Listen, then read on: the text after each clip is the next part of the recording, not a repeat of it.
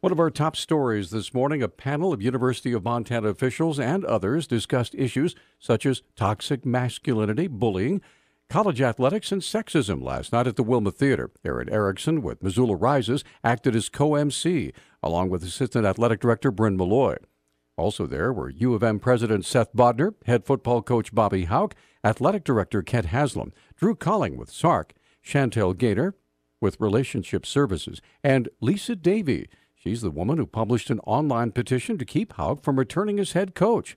Davey said just one example of her opposition was how Houck treated reporters from the student newspaper. I find it completely unacceptable to swear at them and put them down when they're asking you about player behavior. So it was really clear to me after ESPN picked up the story, and certainly national opinion weighed in and called him a bully, that he was not interested in figuring out how to fix the problem or look for solutions. He was mostly interested in evading it.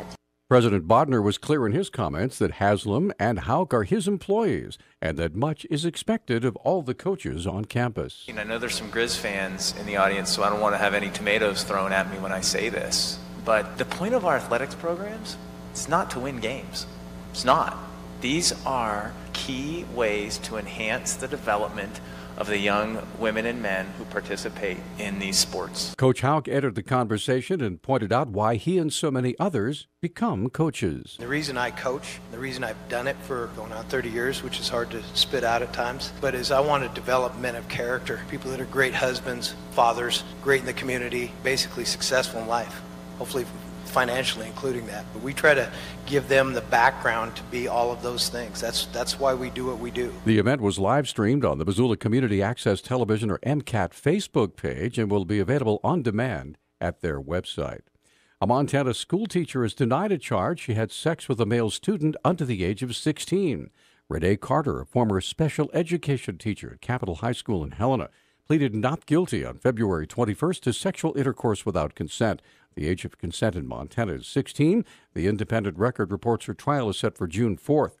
Prosecutors say Carter carried on a sexual relationship with a student from February till June of 2015. She resigned in July of 2015.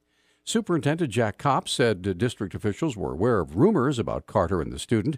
He says Capitol's principal reviewed some video footage but saw no reason to start an investigation. School officials contacted police.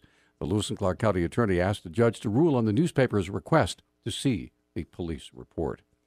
A Missoula man was arrested Sunday for pulling a knife on his girlfriend. Missoula Police Public Information Officer Travis Welsh explains. On Sunday at about 12:46 in the afternoon, officers were called to a residence in the 1200 block of Cleveland Street. The complainant there stated that she had asked a boyfriend of hers to leave her apartment several times and he had refused, and that at one point he had held her down and brandished a folding knife.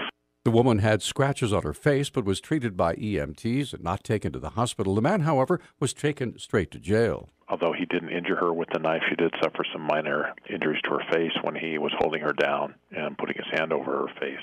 He was identified as 38-year-old Christopher Snyder. He was located just outside the complainant's building. He was transported to the Missoula County Detention Facility where he was being held for one count of assault with a weapon and one count of partner or family member assault. This is Snyder's first charge for partner or family member assault. It's only facing a misdemeanor. However, he did receive a felony assault with a weapons charge as well.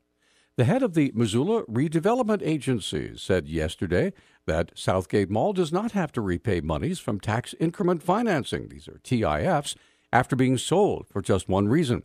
No monies actually went directly to the mall.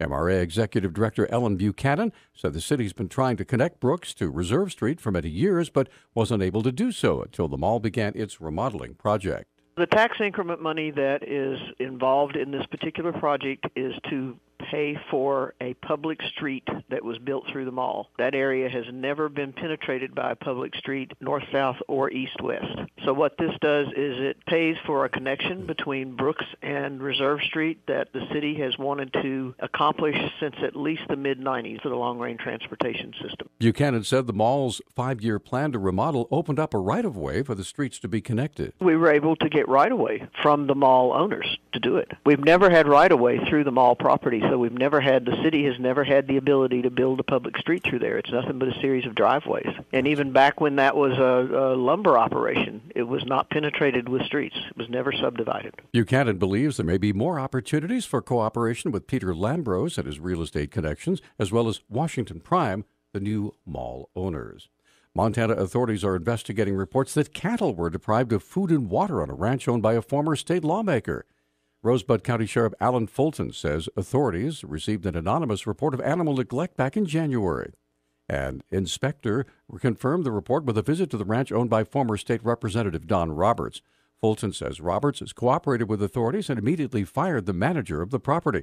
Roberts told the Billings Gazette his attorney advised him not to answer any questions. Fulton says police are considering charges against the former ranch manager. He wouldn't discuss details of the abuse or neglect accusations, including whether any animals died. Fulton says Roberts hired a new manager for the ranch, and the animals are now being cared for. Missoula County Sheriff's Office got a 911 call after two snowmobilers crashed through the ice Sunday on Seeley Lake. Missoula County Under Sheriff Rich Marcelli has more. It was Sunday afternoon. We had some individuals that were snowmobiling on the north end of the lake, and apparently one of them went completely through the ice, and then the other one went partially through the ice. And both of the drivers were able to swim to safety and were not injured or harmed in the process, but obviously very cold and wet.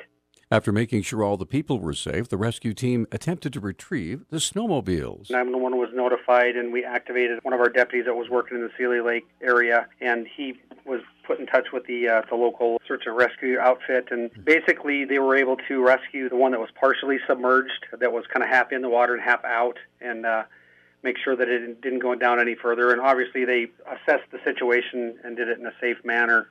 The other snowmobile is still in Seeley Lake at a depth of somewhere between 12 and 50 feet down.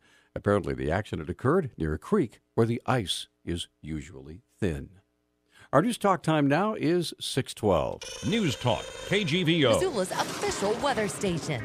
Increasing cloud cover today with our high temperatures in the low 30s. A chance of light snow will be possible this afternoon.